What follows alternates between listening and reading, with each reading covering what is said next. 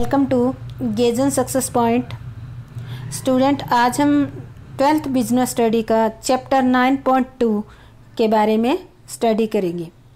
इस चैप्टर का आज हमारा 3rd लेक्चर है, यानी कि आज हमारा इस चैप्टर का लास्ट लेक्चर आप कह सकते हो। चैप्टर का नाम है capital structure, meaning and determinants, यानी कि पूंजी ढांचा, उसका अर्थ और उसके तत्व, निर्धारक तत्व जिसको कहते हैं, वो कौन कौन से हैं। आज का हमारा टॉपिक रहेगा factor affecting the choice of capital structure, यानी कि ऐसे घटक कौन कौन से हैं जो हमें अपने कैपिटल स्ट्रक्चर को चूज करते वक्त हमें ध्यान में रखने चाहिए, या वो फैक्टर हम ये कह सकते हैं कि हमारे कैपिटल स्ट्रक्चर को प्रभावित करते हैं। तो आज हमारा एक ही टॉपिक है इस लेक्चर का, तो हम इसमें स्टडी करते हैं पूंजी ढांचे निर्णय, क्योंकि कैपिटल स्ट्रक्चर का हम जो चॉइस करते हैं वो एक टाइप का निर्णय ही होता है। तो इसके अंतर्गत विभिन्न दीर्घकालीन स्रोतों के अनुपात का निर्धारण किया जाता है, जो कि आपने फर्स्ट और सेकंड लेक्चर के अंदर देखा है। इसके अनुकूलतम अनुपात से अनुकूलतम पूंजी ढांचे का निर्माण होता है। यही कंपनी की जरूरत भी होती है कि कोई भी कंपनी हो, उसका कैपिटल स्ट्रक्चर कैसा होना चाहिए, अच्छा होना चाहिए, अनुकूलतम होना चाहिए, क्योंकि इस पर ईपीएस हमने सेकंड लेक्चर के अंदर पढ़ा था। ईपीएस अर्निंग पर शेयर अधिकतम होती है। पूंजी ढांचे निर्णय को प्रभावित करने वाले मुख्य घटक कौन कौन से हैं? सबसे पहला घटक इसमें आता है कैश फ्लो पोजीशन, यानी कि रोकड़ प्रवाह स्थिति। पूंजी ढांचे का चयन करते समय भावी रोकड़ स्थिति का ध्यान में रखना चाहिए, यानी कि जब भी आप कैपिटल स्ट्रक्चर का चूज करो तो आप थोड़ा सा फ्यूचर पे नज़र डालकर ये देखिए कि भविष्य में हमारे पास कब कितना कैश आने की संभावना है और कितना कैश जाने की संभावना है। रोकड़ स्थिति बहुत अच्छी अगर आपको लग रही है कि फ्यूचर में हमारी होने वाली है, तभी आपको ऋण पूंजी का उपयोग करना चाहिए। क्योंकि ऋण पूंजी पर आपको ब्याज भी देना है और जो प्रिंसिपल अमाउंट है या मूल धनराशि है उसकी वापसी भी करनी है। तो देखो, धन की मूल राशि की वापसी या प्रिंसिपल अमाउंट की वापसी करनी है, तो इसके लिए बहुत ज़्यादा रोकड़ की जरूरत होती है। इसलिए आपको भावी यानी कि फ्यूचर में जो रोकड़ की फ्लो है, कैश फ्लो पोजीशन में कैश इनफ्लो और आउटफ्लो दोनों को कंसीडर किया जाता है। तो इस पॉइंट को ध्यान में रखना चाहिए। सेकंड पॉइंट हमारा आता है interest coverage ratio. Very important है आपका ये पॉइंट, और ये क्वेश्चन 1 नंबर 2 नंबर में आ जाता है, इसको अच्छी तरह से याद करना ही। इंटरेस्ट कवरेज रेशियो ICR कहते हैं, फुल फॉर्म याद रखना ये ICR की। इस अनुपात की सहायता से ये ज्ञात किया जाता है कि ब्याज के भुगतान के लिए उपलब्ध राशि, अर्थात earning before interest and tax, ब्याज की राशि से कितने गुना ज़्यादा है। मान लेते हैं ब्याज जो है आपका 5 रुपये है, ठीक है, तो आपकी earning before interest and tax कितनी है? मान लेते हैं कि 100 रुपये है, ठीक है। तो आप ये कह सकते हो कि जो हमारी earning before interest and tax है, ब्याज का 20 गुना है, ठीक है। तो आपको ये इस तरह से देखनी है। अभी आपको इतने से आइडिया तो हो गया होगा कि जो हमारी earning before interest and tax है वो हमेशा ब्याज से कई गुना होनी चाहिए, तभी हमारे बिजनेस के लिए अच्छी रहेगी।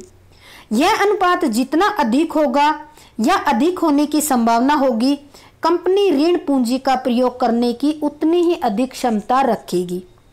जैसे हमने लिया 20 गुना, तो इस तरह से जितनी ज़्यादा ब्याज से अर्निंग बिफोर इंटरेस्ट जितना ज़्यादा होगा, उतना ही कंपनी ब्याज भुगतान करने की क्षमता ज़्यादा रखती है और कंपनी ऋण पूंजी का प्रयोग कर सकती है। इसको एक फॉर्मूले की सहायता से हम करेंगे। ये आपको फॉर्मूला याद करना, ICR मतलब इंटरेस्ट कवरेज रेशियो। इसके लिए हम फॉर्मूला क्या करेंगे? Earning before interest and tax बटे में इंटरेस्ट। ये इंटरेस्ट वो इंटरेस्ट है जो टोटल इंटरेस्ट। ये इंटरेस्ट कौन सा आएगा? एक तो डिबेंचर पे जो इंटरेस्ट होता है, दूसरा जो लॉन्ग टर्म लोन पे होता है वो इंटरेस्ट होता है। इन दोनों पे जो टोटल इंटरेस्ट है वो यहाँ रखा जाता है। मान लेते हैं अभी हमने क्या लिया था ICR फॉर्मूले में लिया था हमारा, earning before interest and tax कितना था हमारा 100 था, और टोटल इंटरेस्ट हमारा कितना था 5 रुपीज था। तो ICR इंटरेस्ट कवरेज रेशियो हमारा कितना आ गया 20 आ गया।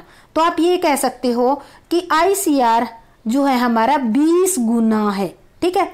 और अभी आपने देखा है कि ये जितना ज़्यादा होता है उतना ही किसी कंपनी के लिए फ़ायदेमंद होता है, क्योंकि कंपनी इससे आसानी से ब्याज भुगतान कर सकती है। तो ये बहुत ही इंपॉर्टेंट पॉइंट है आपका। इसके बाद नेक्स्ट आता है हमारा कॉस्ट ऑफ इक्विटी। अब ये पॉइंट भी आपको 2-3 पॉइंट है, वेरी वेरी इंपॉर्टेंट कर लो इनको, क्योंकि बहुत ही इंपॉर्टेंट पॉइंट है। तो ये हमारा थर्ड पॉइंट जो है वो है ये यहाँ पर गलत लिखा गया, इसको छोड़ो।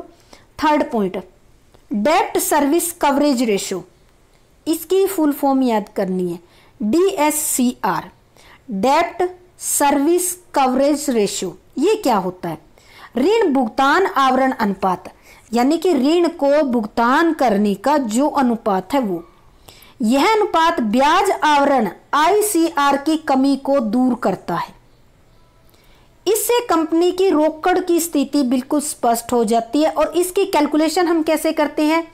DSCR के लिए हमें क्या चाहिए?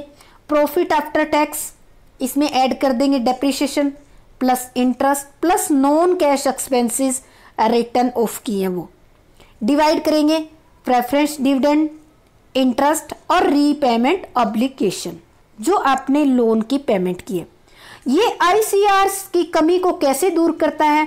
क्योंकि ICR के अंदर तो हमने earning before interest and tax लिया था और यहाँ बटे में हमने केवल टोटल इंटरेस्ट ही रखा था, पर इसके अंदर क्या किया हमने, ये जो सारा है अर्निंग प्रॉफिट आफ्टर टैक्स ले लिया और depreciation plus interest plus non, यानी कि ये ऐसे खर्चे हैं उनको जो इनको हम नॉन ट्रेडिंग एक्सपेंसेस कह सकते हैं, उनको हमने ऐड कर दिया। और नीचे देखो हमने इंटरेस्ट प्लस हमने प्रेफरेंस शेयर पे जो डिविडेंड दिया वो, प्लस हमने कोई लोन की पेमेंट किया, कोई डिवेंचर पे किया, यानी प्रिंसिपल अमाउंट पे किया, वो भी हमने इंक्लूड कर लिया। इस कारण से इसको ICR की कमी को दूर करना या उससे बेटर बताया गया है, ठीक है। इस अनुपात से रोकड़ में किए जाने वाले भुगतान जैसे पूर्वाधिकार अंश पर लाभांश, ब्याज व ऋण की मूल राशि की वापसी तथा इसके लिए उपलब्ध रोकड़ की जानकारी पता चल जाती है। इससे आपको ये पता चल जाएगा कि कितनी रोकड़ है, जिससे हम डिविडेंड, इंटरेस्ट और रीपेमेंट ऑफ ऑब्लिगेशन यानी कि उनकी प्रिंसिपल अमाउंट पे कर सकते हैं।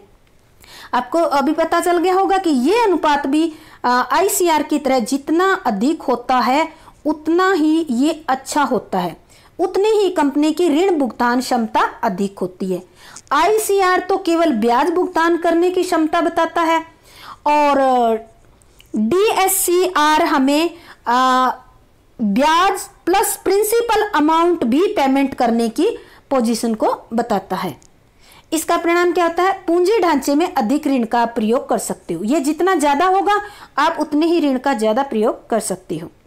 फोर्थ पॉइंट हमारा आता है रिटर्न ऑन इन्वेस्टमेंट। इसको कहा जाता है ROI, रिटर्न ऑन इन्वेस्टमेंट।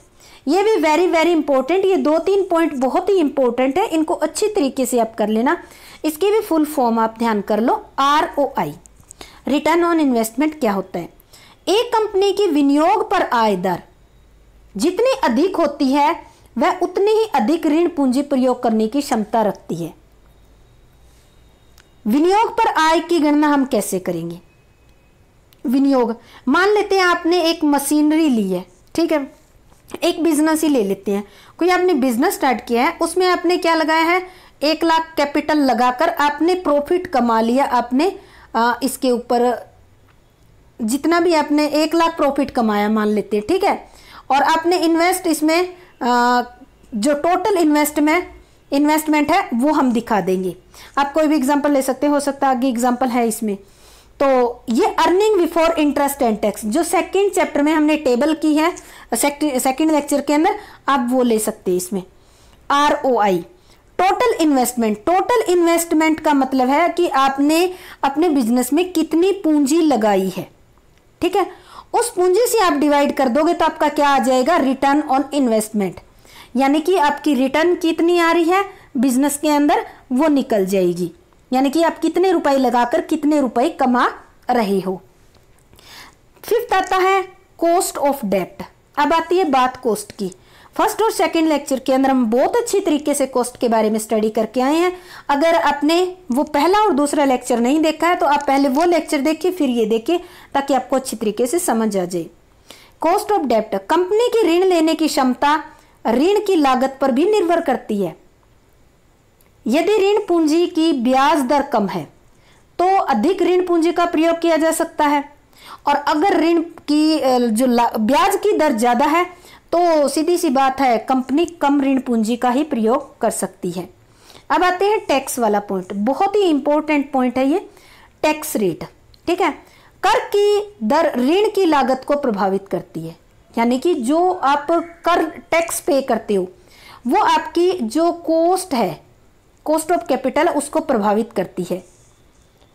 कर की दर जितनी अधिक होती है ऋण की लागत उतनी ही कम होती जाती है। इसका कारण है ऋण पूंजी पर ब्याज को कंपनी का खर्च मानकर लाभों में से घटाया जाना। क्योंकि जो है ऋण पूंजी पर जो ब्याज होता है उसको कंपनी का खर्चा माना जाता है, और उसको खर्चा मानकर जो कंपनी का टोटल प्रॉफिट होता है उसमें से घटा दिया जाता है। जब टोटल प्रॉफिट में से आप ब्याज घटा दोगे तो प्रॉफिट कम बचेगा, कम बचने के कारण टैक्स भी कम होगा।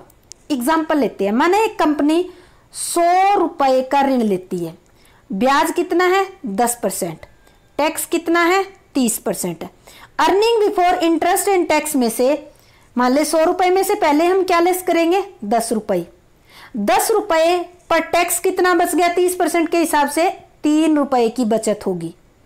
क्योंकि अगर आप ये ब्याज के नहीं देते तो आपको कितना देना पड़ता, टैक्स ज्यादा देना पड़ता। ठीक है, 10 रुपए पर 30% की दर से 3 रुपए कर देना होगा।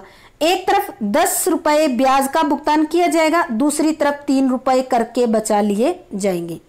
अतः ऋण की वास्तविक लागत हम 10 नहीं मानेंगे, क्योंकि हमने 3 रुपए बचा लिए हैं तो कितनी होगी 7% होगी। इसी प्रकार अगर कर की जो टैक्स है वो 40% है तो इसकी कितनी कॉस्ट पड़ जाएगी 6% हो जाएगी। तो इस तरह से कहा जाता है कि जो टैक्स है, टैक्स जितना ज़्यादा होता है, अगर आपने लोन ले रखा है तो उसकी कॉस्ट उतनी ही कम हो जाएगी। इसके बाद 7th पॉइंट हमारा आता है कॉस्ट ऑफ कैपिटल, समता पूंजी की लागत। समता पूंजी यानी कि इक्विटी शेयर कैपिटल होती है उसकी कॉस्ट।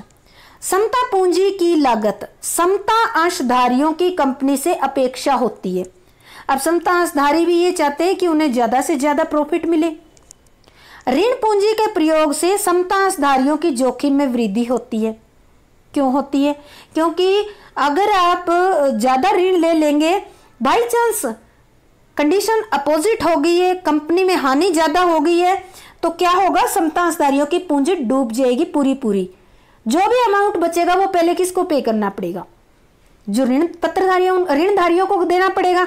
तो इसलिए समता अंशधारियों के लिए कुछ नहीं बचता, इस कारण से जोखिम की स्थिति बन जाती है। अतः ऋण पूंजी का प्रयोग एक सीमित स्तर तक ही करना चाहिए, चाहे कोई कंपनी हो।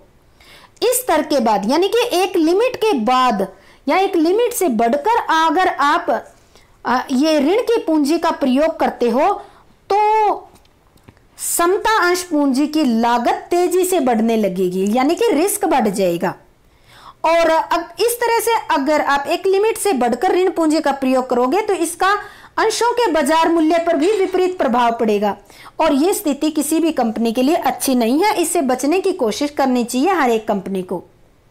नेक्स्ट है निर्गमन लागतें, फ्लोटेशन कॉस्ट।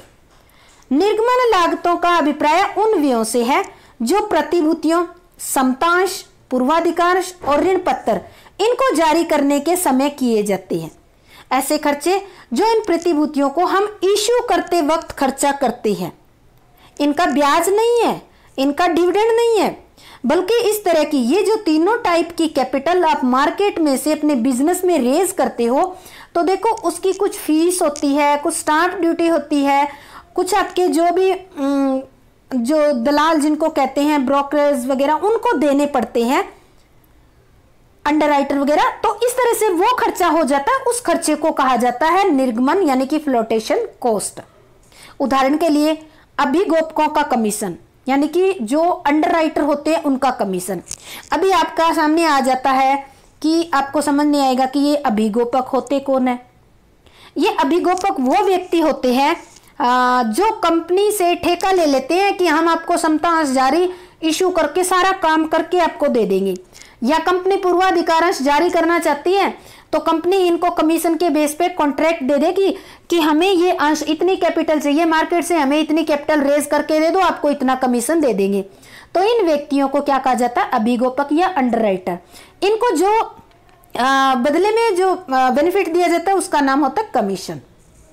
दलाली, ब्रोकरेज, स्टेशनरी का खर्चा, प्राय ऋण पूंजी निर्गमन की लागत अंश पूंजी से कम होती है और इससे कंपनी ऋण पूंजी की ओर ज्यादा आकर्षित होती है क्योंकि ऋण पूंजी की कॉस्ट कम होती है। सेकंड आता है रिस्क कंसीडरेशन, जोखिम विचार।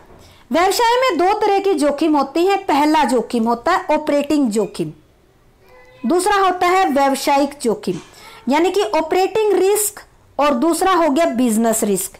आपको ये पॉइंट समझने हैं, ठीक है। पहला ऑपरेटिंग, हम पहले पढ़ेंगे ऑपरेटिंग रिस्क क्या होता है। देखो इनका अभिप्राय है, ये दोनों एक ही ऑब्लिक में डाल के कह सकती हूँ, ठीक है।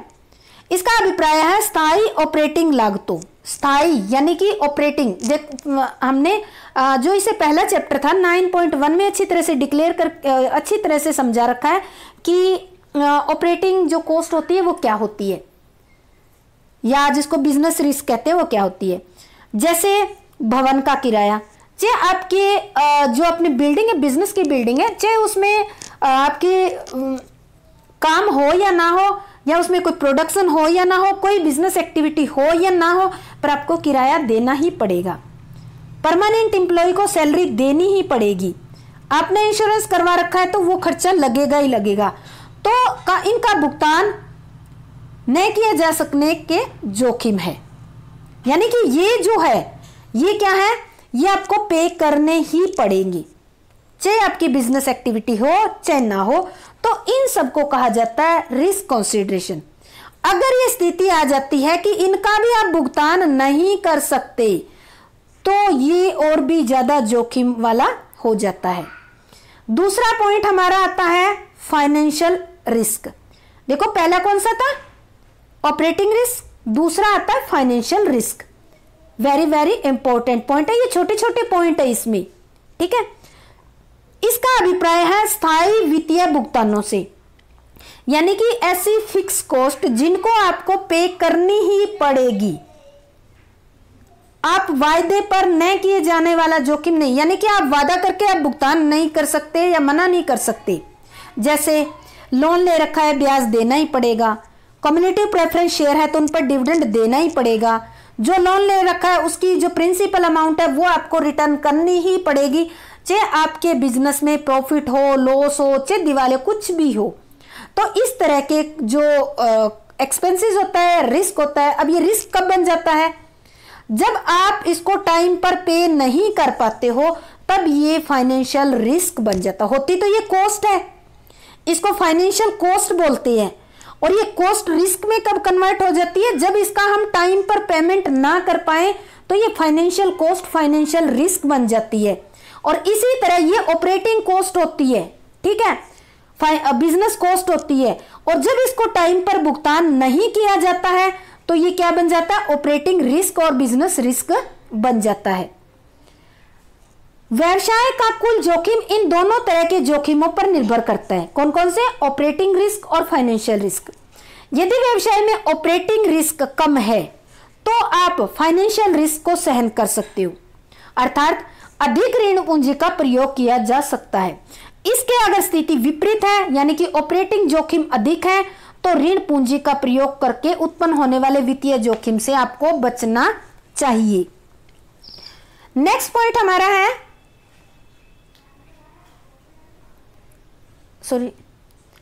फ्लेक्सिबिलिटी। पूंजी ढांचे में पर्याप्त लवचिकता होनी चाहिए, यहाँ लोचशीलता का अभिप्राय इस बात से है कि आवश्यकता पड़ने पर व्यवसाय में पूंजी की राशि को आसानी से कम या ज्यादा किया जा सके। अब आपको समझ में आ गया होगा फ्लेक्सिबिलिटी का मतलब। जब भी व्यवसाय में पूंजी की आवश्यकता कम हो, यानी कि अगर ज्यादा आवश्यकता है तो आप फंड रेज कर ले, और अगर कम आवश्यकता है तो जो उधार की पूंजी है उसको रिटर्न कर दी। व्यवसाय में पूंजी को कम करना केवल ऋण पूंजी और पूर्वाधिकार अंश पूंजी की दशा में ही संभव हो सकता है, क्योंकि आप रिटर्न तो केवल ऋण पूंजी को कर सकते हैं या प्रेफरेंस शेयर होल्डर की पूंजी को वापस कर सकते हैं। समता अंश पूंजी जो होती है उसको कंपनी अपने जीवन काल में वापस नहीं कर सकती। यदि किसी समय व्यवसाय में आवश्यकता से अधिक पूंजी है तो इन दोनों का भुगतान किया जा सकता है। लेकिन दूसरी ओर अगर हम देखें तो समता अंश पूंजी का भुगतान कंपनी जीवन काल में संभव नहीं है। समता अंश पूंजी का भुगतान तभी होता है जब कंपनी का बिजनेस बंद हो जाता है। तो लोचशीलता के दृष्टिकोण से ऋण पूंजी और पूर्वाधिकार अंश पूंजी को निर्गमित करना अच्छा रहता है, क्योंकि अगर ये हमने इशू की है तो फ्लेक्सिबिलिटी बनी रहती है हमारे कैपिटल स्ट्रक्चर के अंदर। नेक्स्ट आता है कंट्रोल। पूंजी ढांचे का निर्माण करते समय इस बात का ध्यान रखना चाहिए कि वर्तमान अंशधारियों का नियंत्रण प्रभावित नहीं होना चाहिए, क्योंकि यदि धन एकत्रित करने के लिए समता अंशधारियों से आपने अंश जारी किए हैं तो इससे कंपनी के अंशधारियों की संख्या बढ़ जाएगी और इसका सीधा सीधा प्रभाव वर्तमान अंशधारियों के नियंत्रण पर पड़ेगा। अर्थात अब कंपनी पर नियंत्रण करने वाले स्वामियों की संख्या में वृद्धि हो जाएगी और ऐसी स्थिति में वर्तमान अंशधारी कभी भी पसंद नहीं करेंगे। दूसरी ओर अगर आप जो भी पैसा मनी चाहिए ऋण पूंजी के द्वारा एकत्रित करते हो तो कंपनी के नियंत्रण पर कोई प्रभाव नहीं पड़ता, क्योंकि जो ऋणदाता होते हैं उनसे वो कंपनी के किसी भी मीटिंग में हिस्सा नहीं लेते या उनको कंपनी के बारे में डिसीजन लेने का कोई अधिकार नहीं होता। तो इस तरह से कंपनी के नियंत्रण में कोई प्रभाव नहीं होगा, यानी कि इंटरफेरेंस नहीं करेंगे। अतः नियंत्रण के संदर्भ में ऋण पूंजी सबसे बेटर विकल्प होता है। नेक्स्ट है रेगुलेटरी फ्रेमवर्क, वैधानिक ढांचा। पूंजी ढांचे सरकारी नियमों से भी प्रभावित होते हैं। कैसे? जैसे बैंकिंग कंपनियां हैं केवल समतांश पूंजी ही निर्गमित कर सकती है, किसी अन्य प्रकार की प्रतिभूति यानी कि वो ऋण पूंजी नहीं ले सकती। इसी प्रकार अन्य कंपनियों द्वारा भी वित्त व्यवस्था करते समय निर्धारित एक ऋण क्षमता अनुपात होता है, उसका पालन करना जरूरी होता है। और ये अलग अलग कंपनियों के लिए अलग अलग ऋण क्षमता अनुपात हो सकता है। जैसे किसी कंपनी के लिए 2:1 का हो गया, किसी के लिए 4:1, किसी के लिए 6:1 का रेशो हो गया। तो इस तरह से यानी कि अगर आपके पास 1 रुपया खुद का है तो आप 2 रुपए उधार के ले सकते हो। अंशों में ऋण पत्रों को जारी करने के लिए सेबी ने कुछ दिशा निर्देश, सेबी का मतलब होता है, सेबी को इस तरह से लिखा है SEBI, security exchange board of India. इसने भी कुछ रूल रेगुलेशन बनाए होते हैं, उनको फॉलो करना जरूरी होता है। 13 है स्टॉक मार्केट की स्थितियां, स्टॉक मार्केट कंडीशन। स्टॉक बाजार की स्थिति का अभिप्राय मंदी काल और तेजी काल से लिया जाता है। इन दोनों स्थितियों का वित्त के स्रोत के चयन पर बहुत प्रभाव पड़ता है। मंदी काल में अधिक जोखिम के डर से निवेशक समतांशों में विनियोग करना अच्छा नहीं समझते, क्योंकि उनको पता है कि मंदी है तो कंपनी में प्रॉफिट कम होगा तो उनको डिविडेंड कम मिलेगा, इसलिए वो इक्विटी शेयर में इन्वेस्ट नहीं करेंगे। दूसरी ओर अगर तेजी का समय चल रहा है तो अधिक लाभ की उम्मीद से किस में करेंगे? समतांशों इक्विटी शेयर में वो इन्वेस्ट करना पसंद करते हैं। अतः कंपनियों को पूंजी बाजार की स्थिति को भी ध्यान में रखकर पूंजी के स्रोत का चयन करना चाहिए। नेक्स्ट है अन्य कंपनियों का पूंजी ढांचा, capital structure of other companies. वह उद्योग जिससे एक कंपनी संबंधित है, इसका पूंजी ढांचे पर बहुत प्रभाव पड़ेगा, क्योंकि एक उद्योग की सभी कंपनियां लगभग एक जैसा माल तैयार करती है, एक जैसी उनकी उत्पादन लागत होती है, एक जैसी ही टेक्निक पर निर्भर करती है और एक जैसी ही लाभदायकता रखती है। इसलिए सभी के पूंजी ढांचे का स्वरूप भी लगभग एक समान ही होता है। इसी आधार पर सभी उद्योगों के लिए अलग अलग ऋण क्षमता अनुपात प्रचलन में है। इसी कारण से सभी के लिए अलग अलग ऋण क्षमता, अभी बताया ना आपको, किसी का 2:1 है तो किसी का 4:1 है, किसी का 6:1 है। ये इसी कारण से इनका अलग अलग होता है। कंपनी को वित्त व्यवस्था करते समय जोखिम में प्रचलित यानी कि ऋण क्षमता अनुपात को ध्यान में रखना चाहिए। इसको ध्यान में रखकर ही अपने बिजनेस के अकॉर्डिंग ही उसी अनुपात के अकॉर्डिंग कंपनी को अपना कैपिटल स्ट्रक्चर डिसाइड करना चाहिए। तो ये आज हमारा सेकंड चैप्टर जो है बी, जो पार्ट बी है उसका second chapter 9.2 capital structure complete हो गया। उम्मीद करती हूँ कि आपको अच्छी तरीके से समझ में आ गया होगा। तो मेरे चैनल गेजन सक्सेस पॉइंट को लाइक, शेयर और सब्सक्राइब करें और हाँ, बेल आइकन जरूर प्रेस करें ताकि जो भी नया वीडियो अपलोड हो उसका नोटिफिकेशन आप तक आपको मिल जाए। और मेरे चैनल पे 12th बिजनेस स्टडी और अकाउंटेंसी की कंप्लीट सिलेबस अपलोड कर रखा है और कुछ जो चैप्टर रहते हैं वो साथ के साथ कर रही हूँ। तो आप प्लेलिस्ट देखकर अपना कंप्लीट सिलेबस घर बैठे कर सकते हैं। और अगर आपको कोई डाउट हो तो आप कमेंट करके पूछ भी सकते हैं। अच्छा लगे तो वीडियो को लाइक ज़रूर करना, क्योंकि लाइक और सब्सक्राइब करने में आपको पैसा नहीं लगता। इससे जो वीडियो बनाता है उसको थोड़ा सा मोटिवेशन मिलता है। तो आपका बहुत बहुत धन्यवाद। जय हिंद, जय भारत।